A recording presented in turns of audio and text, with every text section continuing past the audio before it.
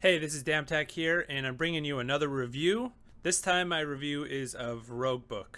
Roguebook is a roguelike deck building game by the makers of Faria.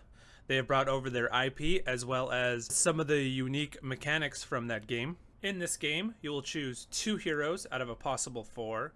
Then you'll explore a map where you can draft cards, find power-ups, and collect resources. Then you can take these resources and buy cards or power-ups depending on how you want to upgrade your characters.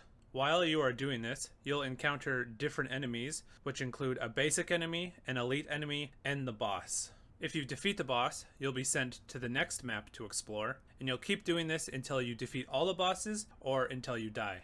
If you do die, you will be sent all the way to the beginning to try this all over again.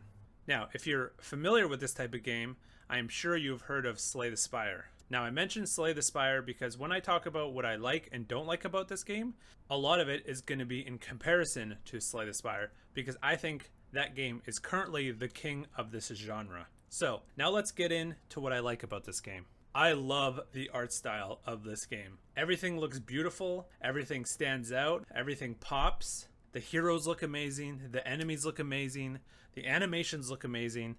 I enjoy uncovering the maps and all the small little details that you'll notice along the way. There has been a lot of effort put into the visuals of this game, and it's very noticeable.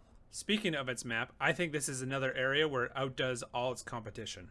As you explore the map and defeat enemies, you collect resources which allow you to uncover new areas of the map. It changes the journey to the boss from a few branching paths to uncovering an entire map, which feels a little more like a game like Binding of Isaac, where you're choosing whether or not you want to be greedy and fight more enemies, or if you want to run to a power-up to strengthen your character, which adds a welcomed level of depth.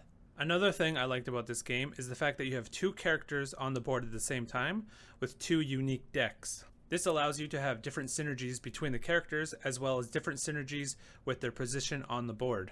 You can interact with characters on the board in different ways depending on if they're in the front or the back. I enjoyed experimenting with these different aspects as I played the game. However, I didn't feel like there was a lot of replayability with this game compared to a game like Slay the Spire. This is because a lot of the characters feel pretty basic with only a few different strategies available, as well as the fact that you are rewarded for having more cards in your deck while having little to no option to change cards or upgrade cards that already exist in your deck. Overall, my biggest complaint for this game is just a lack of deck building options.